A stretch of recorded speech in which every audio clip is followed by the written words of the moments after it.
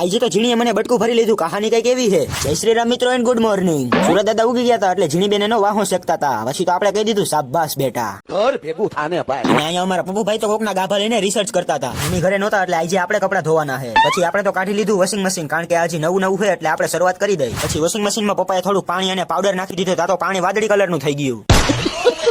હાથ એટલો ઠંડો થઈ ગયો હતો કે મને લાગ્યું કે મારા હાથને તો હાર્ટ એટેક આવી ગયો. પછી આપણે આ ગરમ નેપકિનનો ઉપયોગ કરી લીધો.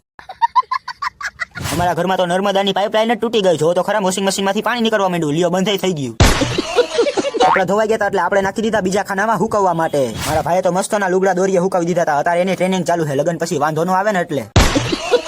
પછી આપણે વોશિંગ મશીનની માથે મારી દીધું પોતું, કારણ કે હજી નવી ઘરવાળી છે. વળી ક્યાંક રિહામણે વહી જાય તો બહુ મોટો ખર્ચો આવી જાય. કપડા તો વોશિંગ મશીને ધોયા પણ હાથ તો મારા લાલ થઈ ગયા. જાણે એવા થઈ ગયા કે ગરમ થઈ ગયા. ઘરમાં આવીને ગરમા ગરમ ઘી વાળી ભાખરી ખાઈ લીધી. પછી હું શાંતિથી સેટી ઉપર બેઠો તો ઝીણી બેન મારી આરે લપ કરવા માંડ્યા. અને લપ કરવામાં મને ઝીણી બેને બટકું ભરી લીધું. પછી તો આપણે એરિયા લખણના પૂરા. પછી તો મેં ધડાધડ દેવા વાળી કરી. આજના અમારા મિની વ્લોગમાં આટલું જ. મિની વ્લોગ સારો લાગ્યો તો મિની વ્લોગને લાઈક કરો, અને જો આવા નવા મિની વ્લોગ જોવા હોય તો આપણી આઈડીને ફોલો કરતા જજો. મળી બીજા મિની વ્લોગમાં. Thanks for watching. બાય.